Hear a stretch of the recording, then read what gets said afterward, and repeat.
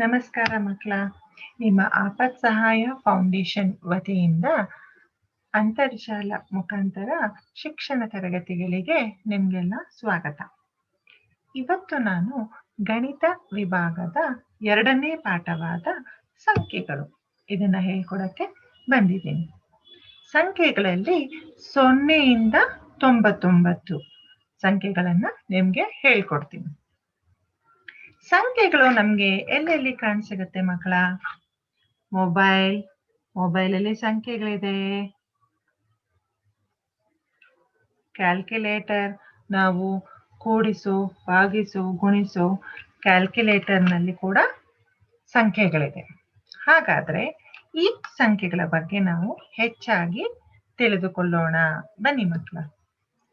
ಸಂಖ್ಯೆಗಳು 0ಇಂದ 99 ಅಂತ ನಾನು ಯಾಕೆ ಒತ್ತು ಮಾಡಿ ಹೇಳ್ತಾ ಇದ್ದೀನಿ ಅಂತಂದ್ರೆ, ಇಲ್ಲಿ ನೋಡಿ ಮಕ್ಕಳ, 0ಗೆ ಯಾವುದೇ ವ್ಯಾಲ್ಯೂ ಇಲ್ಲ, ಆದ್ರೂ ನಾವದನ್ನ ಬಳಸ್ತಾ ಇದ್ದೀವಿ ಅಲ್ವಾ ಮಕ್ಕಳ?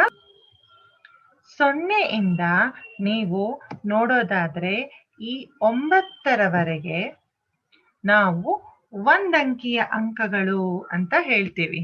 ಈ 0ಇಂದ ಈ 9ರವರೆಗೆ ನಾವು ಒಂದಂಕಿಯ ಅಂಕಗಳು ಅಂತ ಹೇಳ್ತೀವಿ. ಅದೇ ಈ 10ರಿಂದ 99 ಅಂತ ಹೇಳ್ತೀವಿ. 99ರವರೆಗೆ 2 ಅಂಕಿಯ ಸಂಖ್ಯೆಗಳು ಅಂತ ನಾವು ಹೇಳ್ತೀವಿ. ಹಾಗಾದ್ರೆ ಈ ಸಂಖ್ಯೆಗಳ ಎಲ್ಲ ರೀತಿಯ ವಿವರಗಳನ್ನ ನಾವೀಗ ನೋಡೋಣ. ಬನ್ನಿ ಮಕ್ಕಳ.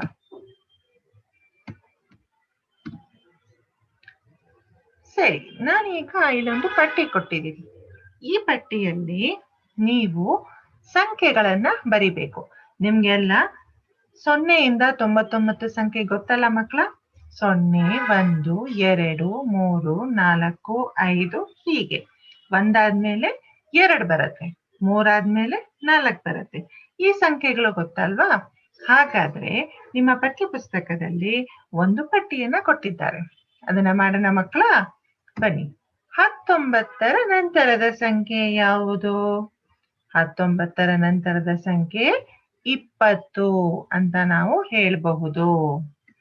28ರ ನಂತರದ ಸಂಖ್ಯೆ 29. 44ರ ನಂತರದ ಸಂಖ್ಯೆ 45. 58ರ ನಂತರದ ಸಂಖ್ಯೆ 59. 76ರ ನಂತರದ ಸಂಖ್ಯೆ 77. 80ರ ನಂತರದ ಸಂಖ್ಯೆ 81. 94ರ ನಂತರದ ಸಂಖ್ಯೆ 95 ಅಂತ ನಾವು ಹೇಳಬಹುದು. ಅದೇ ತರ ಖಾಲಿ ಬಿಟ್ಟು ಹೋದಂತಹ ಸಂಖ್ಯೆಗಳನ್ನ ನಾವಿಲ್ಲಿ ಭರ್ತಿ ಮಾಡಬೇಕು. 19, 20 ಕೊಟ್ಟಿದ್ದಾರೆ.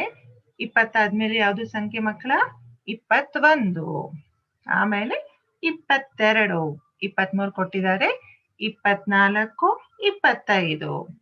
ಅದೇ ತರ ಮಾಡಿ ಮಕ್ಕಳ. ಮುಂದಿಂದು 34, 35, 36, 37, 38, 39, 40 ಅಂತ ನಾವು ಬರಿಬೇಕು. ಮೂರನೇದ್ ಮಾಡೋಣ. 48, 49, 50 ಕೊಟ್ಟಿದ್ದಾರೆ. 50 ಆದ್ಮೇಲೆ 51, 52, 53, 54. ನಾಲ್ಕನೇದು 62 ಕೊಟ್ಟಿದ್ದಾರೆ. 62 ಆದ್ಮೇಲೆ 63, 64, 65, 66, 67, 68 ಅಂತ ನಾವು ಹೇಳ್ಬಹುದು. ಮುಂದಿನದ್ದು 77, 78 ಕೊಟ್ಟಿದ್ದಾರೆ. 79, 80, 81, 82, 83 ಅಂತ ನಾವು ಹೇಳ್ಬಹುದು. ಕೊನೆಯದು 90 ಕೊಟ್ಟಿದ್ದಾರೆ. 90 ಆದ್ಮೇಲೆ 91, 92, 93, 94, 95, 96 ಅಂತ ನಾವು ಅಲ್ಲಿ ಬರಿಬಹುದು. ಮುಂದಕ್ಕೆ ಹೋಗೋಣ ಮಕ್ಕಳ. ನಿಮ್ಗೆ ಹಾವು ಏಣಿ ಆಟ ಆಡ್ತೀರಾ ಅಲ್ವಾ ಮಕ್ಕಳ? ಇದ್ ನೋಡಿದ ತಕ್ಷಣ ನಿಮ್ಗೂ ಆಟ ಆಡ್ಬೇಕಂತ ಆಸೆ ಆಗ್ತಿದೆ ಅಲ್ವಾ? ಇಲ್ಲಿ ನಿಮ್ಮ ಪಠ್ಯ ಪುಸ್ತಕದಲ್ಲಿ ಏನ್ ಮಾಡಿದ್ದಾರೆ ಅಂದ್ರೆ, ಕೆಲವೊಂದು ಸಂಖ್ಯೆಗಳನ್ನ ಕೊಟ್ಟಿದ್ದಾರೆ. ಇನ್ ಕೆಲವೊಂದು ಸಂಖ್ಯೆಗಳನ್ನ ನಾವೇ ಬರಿಬೇಕು. ಓಕೆನಾ ಮಕ್ಳ? ಬರೆದು ಬಿಟ್ಟು ಏನ್ ಮಾಡ್ಬೇಕು, ಕೆಲವೊಂದು ಪ್ರಶ್ನೆಗಳನ್ನ ಕೇಳಿದ್ದಾರೆ. ಆ ಪ್ರಶ್ನೆಗಳಿಗೆ ನಾವು ಉತ್ತರನ ಬರಿಬೇಕು. ಇಲ್ಲಿ ನಾನು ಖಾಲಿ ಬಿಟ್ಟಂತಹ ಹಾವು ಏಣಿ ಆಟದ ಬೋರ್ಡ್ ನಲ್ಲಿ ಎಲ್ಲಾ ಸಂಖ್ಯೆಗಳನ್ನ ತುಂಬಿದ್ದೀನಿ ಮಕ್ಕಳ.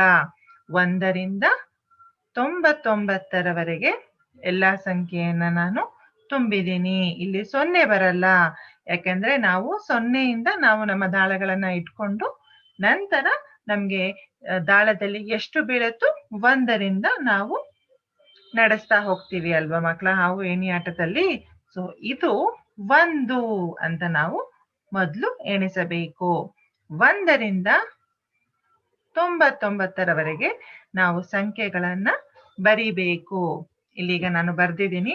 1, 3 ಅವರೇ ಕೊಟ್ಟಿದ್ರು, 2 ಅಂತ ನಾ ಬರ್ದಿದ್ದೀನಿ, 4 ಅಂತ ಬರ್ದಿದ್ದೀನಿ, 5 ಅಂತ ಬರ್ದಿದ್ದೀನಿ, 6 ಅವರೇ ಕೊಟ್ಟಿದ್ದಾರೆ, 7 ಅಂತ ಬರ್ದಿದ್ದೀನಿ, 8 ಅವರೇ ಕೊಟ್ಟಿದ್ದಾರೆ, 9, 10 ನಾನೇ ಬರ್ದಿದ್ದೀನಿ.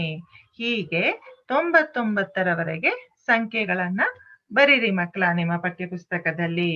ಬರೆದ ಮೇಲೆ ಏನ್ ಮಾಡೋಣ, ಅಲ್ಲಿ ಪ್ರಶ್ನೆಗಳನ್ನ ಕೇಳಿದ್ದಾರೆ, ಅದನ್ನ ಉತ್ತರಿಸೋಕೆ ಪ್ರಯತ್ನ ಪಡೋಣ.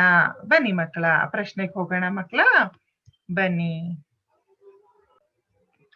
ಹಣ್ಣಿರುವ ಚಿತ್ರಕ್ಕೆ ಹಾವು ತಲೆ ಇಟ್ಟಿದೆ, ಆ ಚೌಕದಲ್ಲಿರುವ ಸಂಖ್ಯೆ ಯಾವುದು ಅಂತ ಅಲ್ಲಿ ಕೇಳ್ತಾ ಇದ್ದಾರೆ.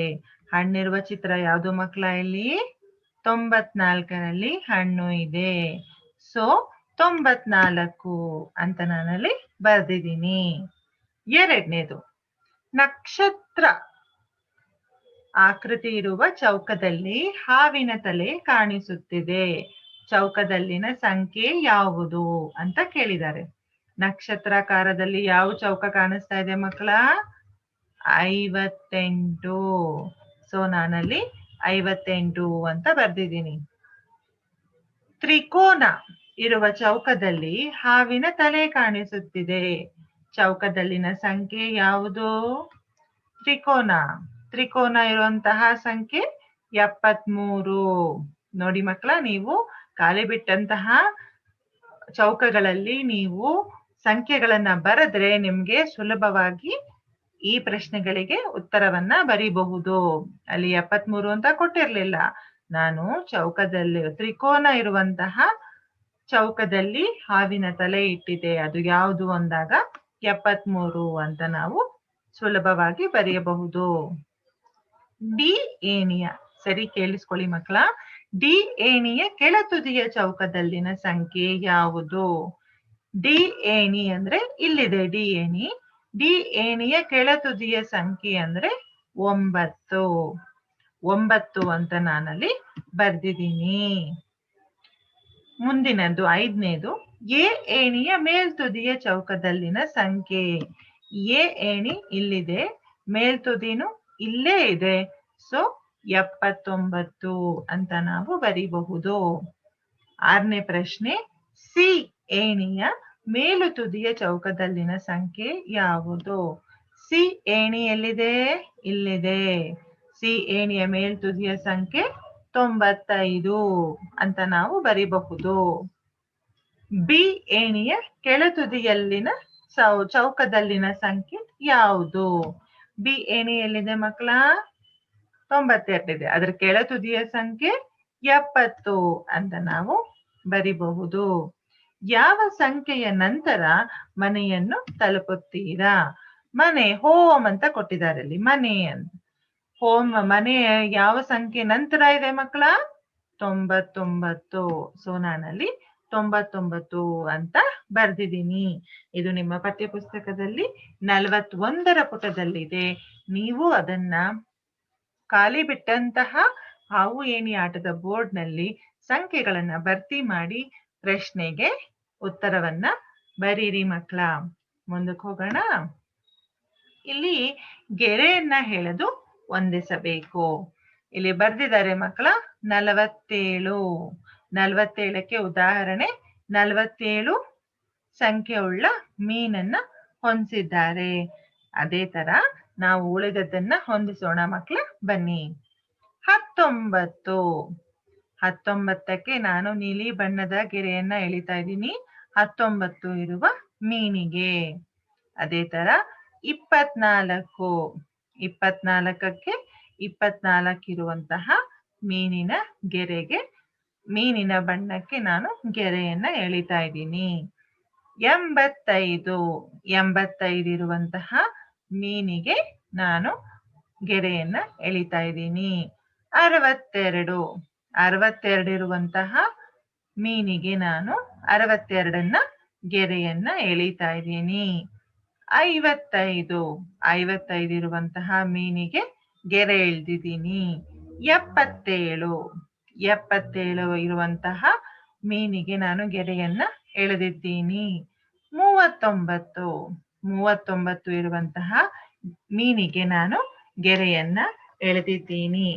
ನೋಡಿ ಮಕ್ಕಳ, ನೀವು ಈ ಪಾಠದಲ್ಲಿ ಮುಖ್ಯವಾಗಿ ಕಲ್ತ್ಕೋಬೇಕಾಗಿರೋ ಅಂಶ ಅಂದ್ರೆ, ನಿಮ್ಗೆಲ್ಲ 0, 1, 2 ಹೇಳಕ್ ಬರುತ್ತೆ. ನಂಬರ್ನ ನೀವು ಬರೀಲೂಬಹುದು 0, 1, 2 ಅಂತ. ಅದೇ ತರ ನಾವು ಇಲ್ಲಿ 47 ಹೇಗೆ ಬರ್ತಿದ್ದಾರೆ, ಕಾಗುಣಿತದಲ್ಲಿ ಹೇಗೆ ಬರ್ತಿದ್ದಾರೆ, 1 O 0 ದು 1, ಈ ತರ ನೀವು ಬರೆಯೋದ್ನ ಮನೆಯಲ್ಲಿ ಅಭ್ಯಾಸ ಮಾಡ್ಕೋಬೇಕು ಮಕ್ಕಳ. 0 ಇಂದ 99ರವರೆಗೆ ನೀವು ಕನ್ನಡದ ಅಕ್ಷರಗಳಲ್ಲಿ ಬರೆಯೋದನ್ನ ಅಭ್ಯಾಸ ಮಾಡ್ಕೊಂಡ್ರೆ 47 ಅಂತ ನೀವು ಓದಿದಾಗ 47ನ ಸಂಖ್ಯೆಯನ್ನ ನೀವು ಹೊಂದಿಸಬಹುದು. ಇದೇ ತರ ನೀವು ಕನ್ನಡದ ಸಂಖ್ಯೆಗಳಲ್ಲಿ 0 ಇಂದ 99ರವರೆಗೆ ಬರೆಯೋದನ್ನ ಅಭ್ಯಾಸ ಮಾಡ್ಕೋಬೇಕು ಮಕ್ಕಳ. ಮುಂದಕ್ಕೆ ಹೋಗೋಣ. ಕೆಳಗಿನ ಸಂಖ್ಯೆಗಳನ್ನು ಅಕ್ಷರದಲ್ಲಿ ನೋಡಿದ್ರ, ನಾನು ಹೇಳ್ದೆ ಇಲ್ಲಿ ಅಕ್ಷರದಲ್ಲಿ ಬರೆಯೋಕೆ ಕೊಟ್ಟೇ ಬಿಟ್ರು ಅಲ್ವಾ ಮಕ್ಕಳ.